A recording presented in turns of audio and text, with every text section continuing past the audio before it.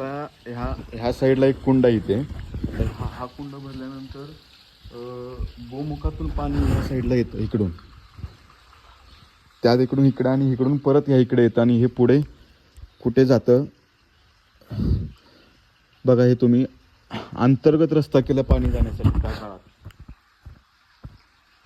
ते वरती जायला पायऱ्या आहेत त्या साईडला. आता आपण वरती जाऊया. वरती एक मंदिर आहे, ते मंदिर पण बघून घेऊया.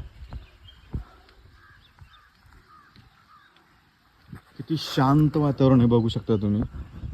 पूर्ण आंब्याची झाडं आहेत, आंब्याच्या झाडापाशी एक हे बघा किती मस्त वातावरण. 400 वर्षापूर्वीचं मंदिर आहे. इथे एक महादेवाचं मंदिर आहे ह्या साईडला. हर हर महादेव. ओम नम पार्वते पते हर हर महादेव. ह्या साईडला पण इथे गणपती आहे. पूर्ण जुनं आणि ह्याची रचना सुद्धा खूप छान आहे.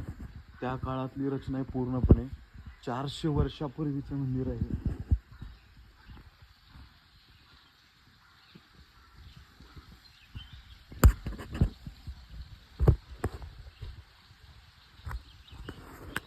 बघा वरून असं दिसतं.